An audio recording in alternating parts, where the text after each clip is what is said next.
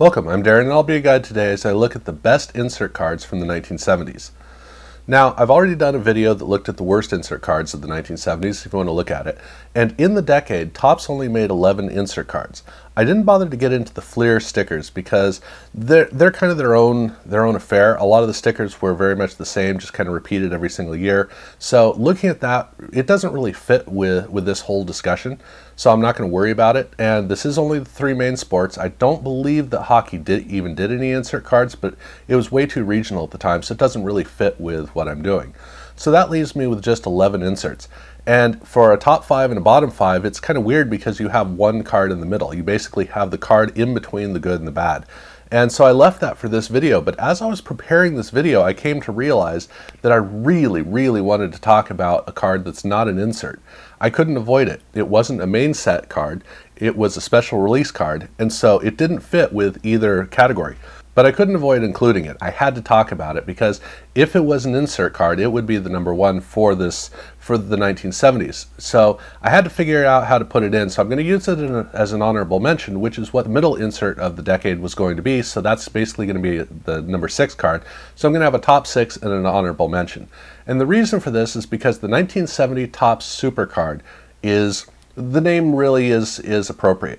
It's super. It is a fantastic card. It's a very large card with a very thick cardboard cardstock. It's kind of like if you've ever had a solid placemat. This is kind of the material that they use for it. It's obviously not nearly as big, but it's a really big image with a high quality picture and some deep, rich colors. It looks really fantastic. And if you flip it over, it's not a true card. It's a little bit bigger than the card back for 1970. It's kind of the proportions of Tall Boy, but not quite as big as the Tall Boy. And it kind of enunciates how big and special this is because it shows you that, card's small and this is large. And to me, I've always liked it because it feels professional. It feels like something that Topps created. And at the same time, it reminds you that it's not an actual Topps card, it's something even better than that. So for me, I love this. It's kind of a card. It really is a card, but I really love it, and I wish that I could include it on this list because it would easily take number 1, but it doesn't, so I'm noting it. Now, as far as the actual inserts of the decade go, the one in the middle is 1971 Topps Football, the card game. And they have rounded corners, they have a cardstock that's not quite like the regular cards. These were intended to be playing cards, but they're not playing cards like the normal suite of cards that you're used to in, say, a bicycle deck. This is a card game built around playing football. And it's really cool they did this. Now, Topps would do this with baseball, not in the same way. They did a scratch-off game. So in a pack, you could open up scratch-off game, scratch it off, and there's a game in the scratch-off, but then you just throw it away. This has longevity to it. This is a game that you can play down the road, and it's been very rare that anybody's ever done this, to have inserts in a pack that are in and of themselves a game that you can play not just once but multiple times. And I wish that they did this kind of thing more often because it basically takes the world of card collecting and it expands it out for you as a kid. And so I love the idea of this. The problem is the card design is it's not very good.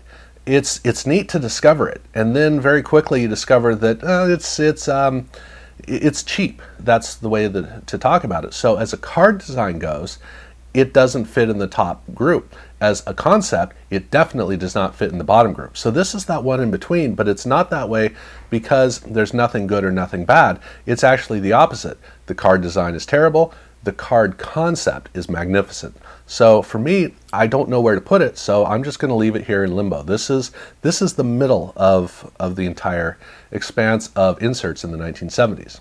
Now for the actual top 5, I start that off with 1971 Topps Football posters. This is not very big. It's a dual fold, which means you open it once and twice. It's 4 times the size of a card, so it's for a poster, it's really small. But it has a really good image in the middle of it, and the design elements around the outside are kind of fun. It's also the biggest problem that this card has. Now the small size isn't really great, but the high quality of the image makes up for it. But the problem with the outside is that it's kind of like when you're a kid, you discover a song, and the song sounds amazing, and you can't listen to it enough, and everybody around you can't wait to stop listening to it. And then years later, you may discover it, and you may discover that the sound that really spoke to you as a kid, or you may hear it as the adults hear it and go, oh, yeah, it's not very good. And that's kind of the way that this is. This was designed for kids, and for a kid's wall, this is really great. It's really flashy, big bright colors, and so it has that quality that's really good. And once you're in the groove, once you feel it, it's a lot of fun. But at some point, it's going to get old, and it's going to get old big time. And that's really the problem that this has. It doesn't have much longevity. It doesn't really have a life afterwards. And so the bold colors, while I really appreciate it, I can't really love it down the road. In truth, I would have put this higher up on the list, but there are two posters that are a lot better. And so because of that, I have it down here. I do like the poster. I like it a lot. It's just that the bold colors kind of hold it back from the potential that it had. For number 4, I'm going with my baseball entry in here, and this is the 1970 booklets. These booklets are, they're kind of like Bazooka Joe comics. They are a comic book, a literal comic book, a 4-leaf comic book. So there are 3 open spreads of comic book areas. So you go through the first group, second, and third, which gives a lot of comic book story of the career of a player. Now, it's basically 1 player per team. And it's a really great opportunity to see their career basically from when they discovered the sport through whatever transitions they went through. In the case of Reggie Jackson here, he played football for a while and then couldn't hold up with that because of his knees, and so he switched over to baseball. And so you get these kinds of stories all the way up to the then present day. And the card design isn't all that good, but what I love about it, what I really love about it, is the concept. And I love the concept even more than the card game that they've done in football, because prior to 1992, there basically wasn't much to talk about the early times of a player's growth. Basically, cards looked at the professional career of a player. They may mention something about, well, they went to this high school that another player had gone to, or in college they broke a certain record or won the Heisman. Here, you actually get a whole story, and it wouldn't be really until Pro Line in 1992, and then also with Upper Deck Fun Packs, that you actually started to get to see a little bit more about these players. And so that's what this booklet did, was it gave kids the opportunity to actually see the whole arc of a player's journey through to becoming the player that they know. And so for that reason, I really like it. And I also like that there's a certain level of quality in terms of the fact that it does have multiple leaves. So it's pretty impressive. I don't love it, but it's one of those neat things that you discover, and you wonder why card collecting doesn't do anything creative, really creative anymore. And also, it makes you appreciate just how much these really were for kids at the time. For number 3, I'm going with my basketball entry, which is the 1970 Topps posters. These posters are a lot larger than the 71 football, and they're basically just one image. That's really all that they are. But they're a great action shot of a player. Now, some of the shots aren't all that dynamic. Others are really impressive. But the beauty of this is that this was very early in basketball cards. Literally, this was the 4th professional set of basketball cards ever. So you're looking at really right at the beginning of a basketball market of some sort. And the first 2 sets had been action shots, which were pretty impressive, but they were down on little cards. And then with Topps reemergence, they really didn't do much in terms of action shots.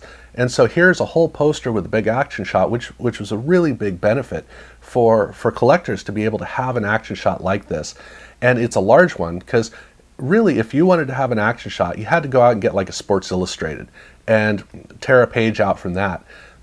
Action shots were pretty rare in basketball because it's difficult to get the shots. You're right down there on the court, so getting the opportunity to have a press pass to sit there on the court, kind of a rarity. The lighting is terrible. The photography equipment is pretty mediocre. You don't have the luxury of really high quality autofocus with high quality lens camera technology to be able to get the deep, rich details that you need in all of your shots with the lighting the way that the stadiums are.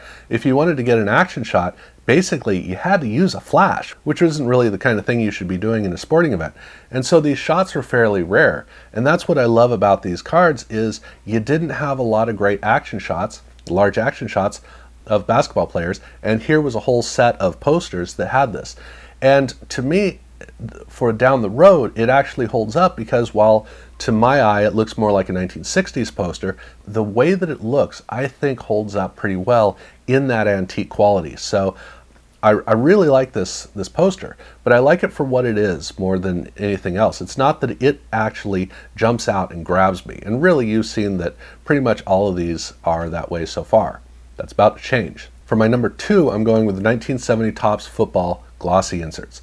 Now they're the same size, shape, I mean actually the rounding, etc., as the 71 game. But these are nothing like those. These are a thick cardstock, they're a high gloss finish on the outside, and they're designed to have a really good quality. So it's very simple, I mean extremely simple.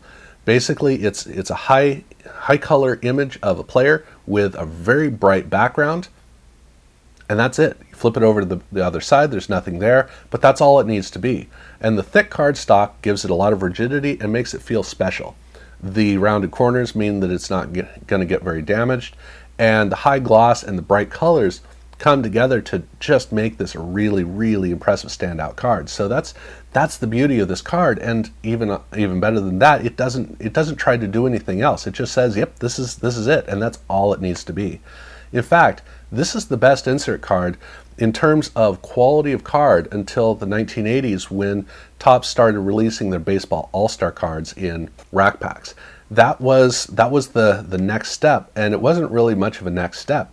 To me, they kind of stand alongside each other, and there wouldn't really be anything until the 1990s that to me can even match the level of this insert card. I think it's a really impressive insert card. But it's not enough for number 1. So for number 1, I'm going with 1970 Topps football posters. You might notice the 1970s showing up a whole lot. All of my top 4, as well as my honorable mention, they're all 1970. I think that 1970 was an unusually good year for Topps, like an all-time good year for Topps across the entire board. You may find other years where the main cards have been better designed, but it's really weird to look and see just how much really good stuff Topps was doing in 1970. They were on point. So for the 1970 football poster, this is, again, a larger poster, so it's the same size as the basketball one, and this is a big artistic rendering of a player. And that's what makes it so good. It's a good rendering, not a great rendering, but it's a good rendering with really deep, rich colors and a ton of dynamism. I mean, the action in these images is really impressive. And so you get a big image of action with strong colors, with a cool kind of artistic quality to it, the way that the art really reads. So as a kid, you can put this up on the wall and appreciate it, and then when your driver's license now says that you're technically an adult and it's time to put everything into a frame, this actually does make sense in a frame. It's not the first thing that you would frame, but it actually looks like it's supposed to be in a frame, almost. And that's what I love about it. But more than anything else, it's the dynamism of the art. This really is the kind of picture that expresses the nature of the way that we think of football, the way that we dream about it and envision these players. It captures it beautifully, and with the larger poster format, it works beautifully in that way. So this is a great opportunity for kids to have a little bit more to put on their wall, and really for the rest of us too. So for me, that is the number 1 insert of the 1970s. Let me know what you think in the comments below about your take on this. I'll be doing the 1960s coming up down the road, so definitely subscribe if you haven't done so already. And thank you very much for watching.